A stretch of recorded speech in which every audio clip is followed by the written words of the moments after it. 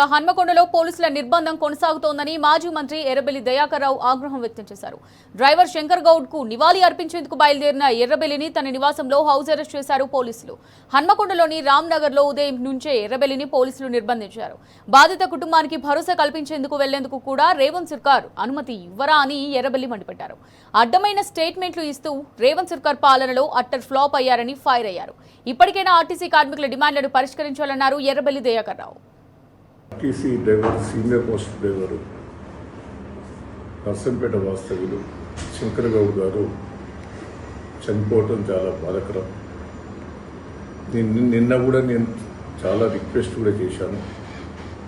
శంకర్ గౌడ్ ప్రాణం చాలా సీరియస్ ఉన్నది.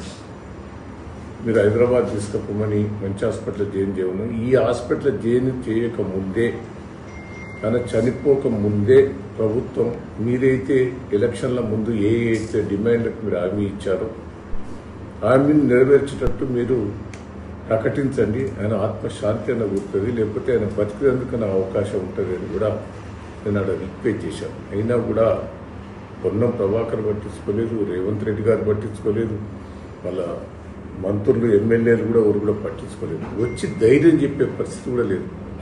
ఆయన మాట్లాడుతున్నాడు. నేను పోయినప్పుడు క్లియర్గా నేను దయాకర్ రావుని వచ్చిన వరకే లేచి కూర్చున్నాడు.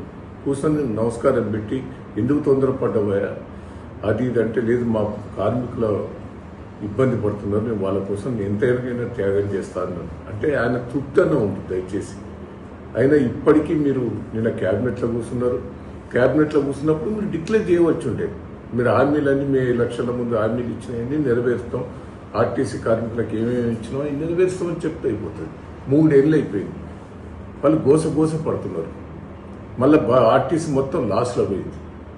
మీరు దీనికోసం ఎన్నడూ కూడా పట్టించుకునే పరిస్థితి లేదు. ఎప్పటికీ స్టేట్మెంట్లు ఇస్తూ ఉంటూ అడ్డమైన స్టేట్మెంట్లు ఇస్తున్నాం.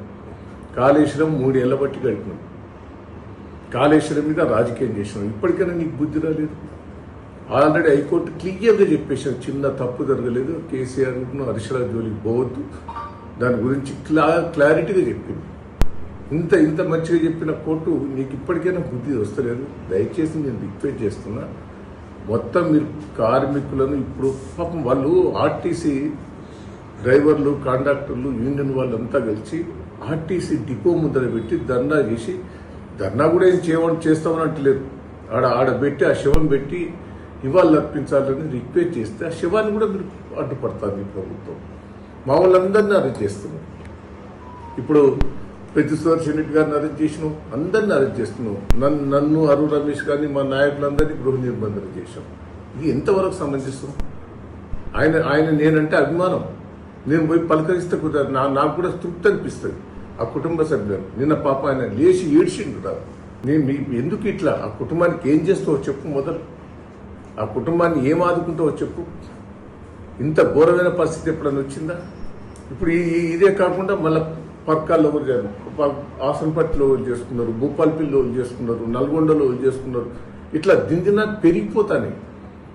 నువ్వు ఇప్పటికీ ఇంకా నువ్వు ప్రకటించేందుకు మొదలు ఎంప్లాయీస్ తోటి మాట్లాడాలి, మా ఆఫీసర్లతో మాట్లాడాలి. ఏంది ఏం మాట్లాడుతావు? ఇంకా నానబెట్టుడేందుకు? రాష్ట్రం అంతా మోగుతాను. ఇప్పుడు అన్ని ఆర్టీసీ డిపోల ముందర ఎందుకు పోలీసు వాళ్ళని ఇబ్బంది పెడతానో, పోలీసు వాళ్ళతోటి నువ్వు ఇవన్నీ చేయిస్తున్నావు, ఎందుకు ఇదంతా చేస్తున్నావు? ఎప్పుడు జరిగిందా? ఎవరైనా కార్యక్రమం చేస్తే నిరసన చెప్తారు, ధర్నా చెప్తారు, ఏదైనా పిటిషన్ ఇస్తారు. కానీ నిరసన చెప్పిన వాళ్ళని తీసుకెళ్ళి పోలీస్ స్టేషన్లో పెడతావు, అరెస్ట్ చేస్తావు, ఇబ్బంది పెడతావు. ఇదంతా ఏంది ఇంత ఘోరం? మమ్మల్ని నేను ఒక సీనియర్ నాయకుడు, నేను ఎప్పుడు కూడా ఎవరిని ఇబ్బంది పెట్టాను. నా 45 ఏళ్ళ రాజకీయాలలో చిన్న కార్యక్రమం కూడా నేను తప్పుడు కార్యక్రమం చెయ్యను.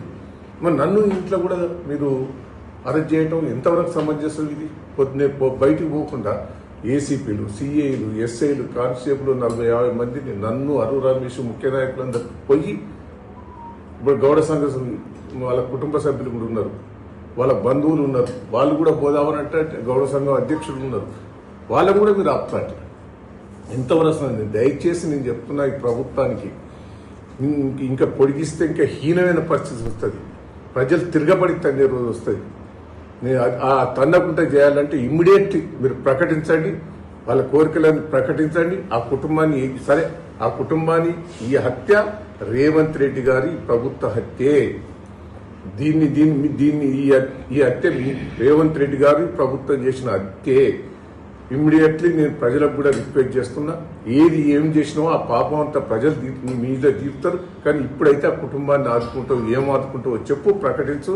ఇమ్మీడియట్లీ ఆ కుటుంబానికి ₹1,00,00,000 ఇచ్చి ఆ కుటుంబం లోపల ఉద్యోగ అవకాశాలు కూడా వాళ్ళకి కల్పించి ఆత్మశాంతి కోసం ఇమ్మీడియట్లీ ఏదైతే ఎన్నికల ముందు మీరు హామీలు ఇచ్చిండో ఇమ్మీడియట్లీ డిక్లేర్ చేయవలసిందిగా విజ్ఞప్తి చేస్తున్నాను.